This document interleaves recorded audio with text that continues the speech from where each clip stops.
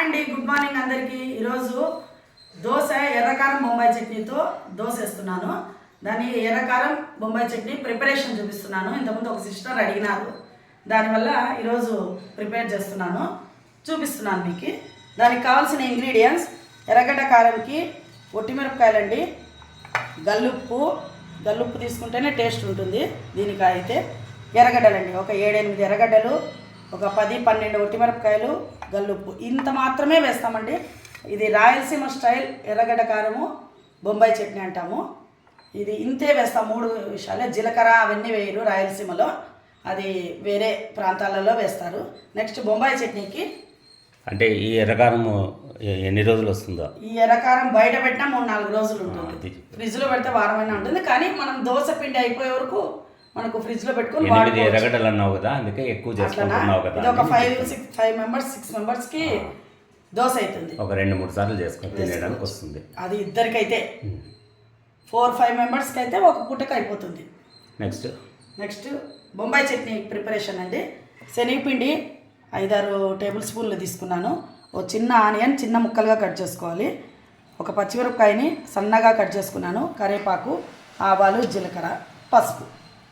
ఇది ప్రిపరేషన్కి. ఈ బొంబాయి చట్నీ మామూలుగా మనము పూరీల్లోకి చేసుకుంటాం కదండి, ఆ విధంగా ఉర్లగడ్డలు వేయము, ఆనియన్స్ కూడా ఎక్కువ వేయము. ఇది ఈ విధంగానే చేసుకుంటారు రాయలసీమలో, ఆ విధంగానే మీకు చూపిస్తున్నాను. ముందు బొంబాయి చట్నీ ప్రిపరేషన్ చేసుకుందాము. దాని తర్వాత కారం వేసుకుందాం మిక్సీకి. దీనికి ఆయిల్ కూడా ఎక్కువ అవసరం లేదు, చాలు. దానికైతే క్యారెట్ పూరీకి చేస్తాం కదా, దానికి క్యారెట్, ఉర్లగడ్డ అన్నీ వేసి ఆనియన్స్ కూడా ఎక్కువ వేస్తాము. ఇది ఉయ్యడానికి కాబట్టి దోశ మీద ఇంతే చాలు. ఆవాలు, జీలకర్ర, దీనికి శనగబాయలు అవసరం లేదు, పచ్చిమిరపకాయలు, కరివేపాకు, ఎర్రగడ్డలు మాత్రమే చాలు. లైట్గా వేగిన తర్వాత మామూలుగా బొంబాయి చట్నీ ప్రాసెసే కొంచెం డిఫరెంట్ అనమాట. దోశ మీద పొయ్యాలి కాబట్టి ప్లెయిన్గా ఉంటే బాగుంటుంది. దీనికి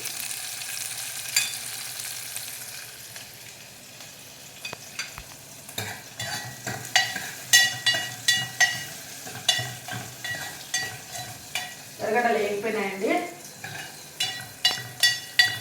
మగ్గిపోయినాయి. చిన్నవి కాబట్టి దీంట్లోకి వాటర్ వేసుకుంటున్నాను. వాటర్ వేసుకొని ఇందులోకి పసుపు, ఉప్పు, సరిపడినంత ఉప్పు బొంబాయి చట్నీకి. ఉప్పు తర్వాత చూసుకొని వేసుకుందాము. ఇది ఎసురు మరిగిన తర్వాత నెక్స్ట్ ప్రాసెస్ చూపిస్తాను. ఎసురు మరిగిపోయింది చూడండి. ఈ టైంలో శనగపిండి నీళ్ళు వేసి ఇట్లా కలుపుకున్నాను, ఉండలు లేకుండా బాగా కలుపుకొని కొంచెం నీళ్ళగానే చేసుకున్నాను. తర్వాత నీళ్ళు వేయాల్సిన అవసరం లేదు. ఇది నీళ్ళగా ఉండకూడదండి, మీడియం స్టేజ్లో ఉండాలి. చూపిస్తాను మీకు ఎట్లా కన్సిస్టెన్సీ ఉండాలనో, ఎందుకంటే దోశ మీద అప్లై చేయాలి కాబట్టి మరీ నీళ్ళు అవసరం లేదు. దీన్ని తక్కువ మంటలో పెట్టుకొని లైట్గా ఉడకనిద్దాం. బొంబాయి చట్నీ ఉడకాలి. ఈలోపు మనము ఎర్రగడ్డ కారం చేసుకుందాము. అది ఉడికేలోపు ఫస్ట్ ఒట్టిమిరపకాయలు,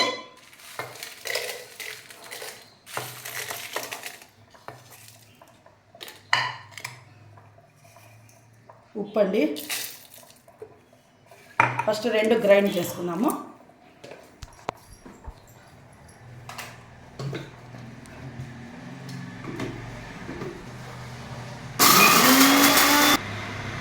ఒట్టిమిరపకాయలు, ఉప్పు మెత్తగా అయిందండి. ఎర్రగడ్డలు వేసుకుందాం. మా వీధిలో స్కూల్ ఉందండి, బాగా డిస్టర్బెన్స్ ఉంటుంది మార్నింగ్ టైము, ఏమనుకోవద్దండి. స్కూల్కి వెళ్ళాలి కదా పిల్లలు, మన పిల్లలు కూడా పోయే కదా వచ్చినారు పెద్దవి. మెత్తగా అయిపోయింది. ఈ విధంగానే వేసుకోవాలి. దీంట్లో జీలకర్ర, కొంతమంది తెల్లగడ్డలు వేస్తారు, అవి వేయాల్సిన అవసరం లేదు. ఇది రైస్ లేక్ కాదు కదా, దోశ లేక్ కదా. కారం దోశ అంటే రాయలసీమలో ఇదే స్టైల్లో చేస్తాము మేమైతే. బయట చేసినా కూడా దోశ బండ్ల మీద చేస్తారు కదా, అది కూడా వడలకి ఇదే. ఇచ్చేది ఇదేనా? వడలకి ఇచ్చేది ఇదే. అలసంద వడలకు ఇక్కడ వడలకు నంచుకోవడానికి కారం ఇస్తారు, ఇదే కారమే. బయట చేసినా ఇదే కారమే, ఇండ్లలో చేసినా కూడా ఇదే. రాయలసీమలో అయితే, వేరే ప్రాంతాల్లో జీలకర్ర నేను అన్నట్లు తెల్లగడ్డలు వేస్తారు. ఇది బొంబాయి చట్నీ ఉడుకుతూ ఉంది. ఇంకొంచెం గట్టిగా కావాలి, ఇంకెంతకంటే అవసరం లేదు. నీళ్ళు సరిపోయింది. ఈ కన్సిస్టెన్సీలో మనము సిమ్ పెట్టి కొంచెం సేపు 5 మినిట్స్ ఉడకనిచ్చి ఆరుకుంటే మనం దోశకు అప్లై చేసే లోపు, రెడీ చేసుకునే లోపు ఇది గట్టిగా అవుతుంది. కారము బౌల్లోకి తీసుకుందాము. బొంబాయి చట్నీ రెడీ అయిందండి. ఈ విధంగా వదిలేసినాను నేను, ఇంకా చాలిచ్చినాను, ఆఫ్ చేస్తాను. ఇవి మనం దోశ పిండి కలుపుకునే లోపు ఇది గట్టిగా అవుతుంది. ఇది ఎర్రగడ్డ కారము, ఇది కూడా నీళ్ళు వేసి జార్లో కొద్దిగా కలిపి పెట్టుకున్నాను. ఇంకా దోశ ప్రిపరేషన్లోకి వెళ్దాం.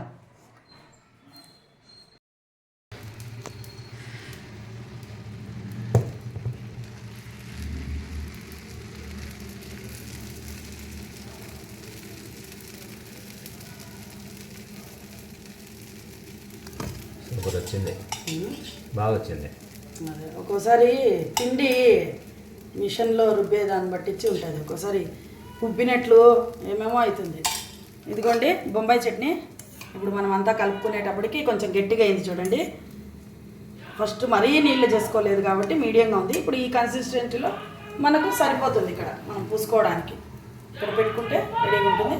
చిన్న ఆనియన్ కట్ చేసి పెట్టుకున్నాను దోశ మిక్స్ వేయడానికి. ఫస్ట్ కారం పూస్తారా, దాన్ని పూస్తారా? రెండు అప్లై చేస్తాను, చూపిస్తాను. చేసినాను ఆల్రెడీ, చూపించినాను ఒకసారి.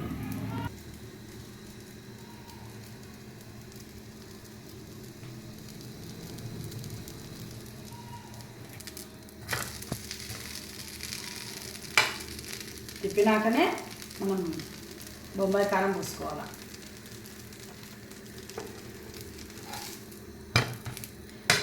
ఇప్పుడు మీడియం ఫ్లేమ్ పెట్టుకొని, మంట మీడియం ఫ్లేమ్ పెట్టుకున్నాను చూడండి.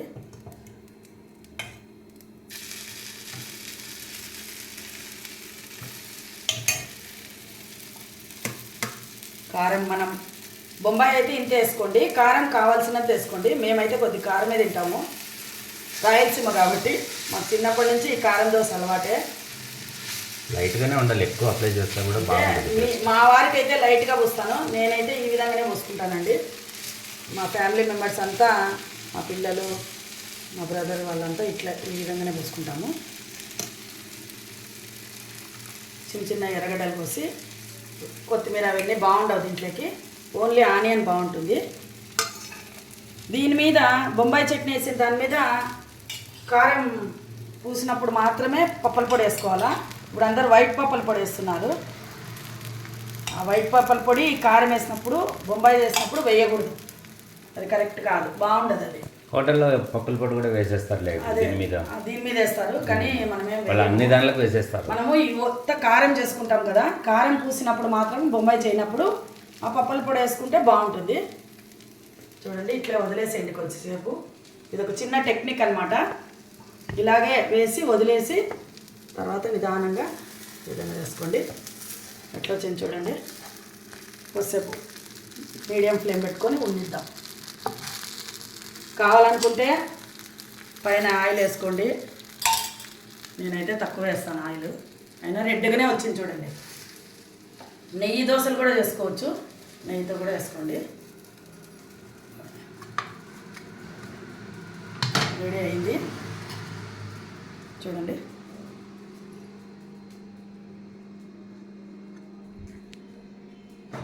నేను చేసిన విధంగా ఎర్రకారం చూస్తున్నారు కదండి, బొంబాయి చట్నీ చూస్తున్నారు. ఎర్రకారం బొంబాయి చట్నీ నేను చేసిన విధంగా రాయలసీమ స్టైల్లో తినాలనుకునే వాళ్ళు ఈ విధంగా చేసుకోండి. హైదరాబాద్లో కానీ విజయవాడలో కానీ ఎక్కడైనా రాయలసీమ దోశ, పంచకట్టు దోశ అని ఉంటాయి. అవి ఇక్కడ తాడిపత్రి, ప్రొద్దుటూరు ఇక్కడి నుంచి వచ్చిన వాళ్ళే షాప్స్ పెట్టుకొని, అక్కడ హోటల్స్ పెట్టుకొని, రెస్టారెంట్ పెట్టుకొని చాలా బాగా జరుపుకుంటున్నారు. పేరేమో రాయలసీమ దోశ అంటారు. ఈ విధంగా చేసుకొని మనం ఇంట్లోనే ఈజీగా మీరు కూడా ట్రై చేయండి. మీకు మా రెసిపీ నచ్చినట్లయితే, ఈ దోశ రెసిపీ నచ్చినట్లయితే లైక్ చేయండి, షేర్ చేయండి, సబ్స్క్రైబ్ చేయండి మా ఛానల్ని. లైకులు మర్చిపోద్దండి ఫ్రెండ్స్, లైకులు మర్చిపోద్దండి. Bye friends.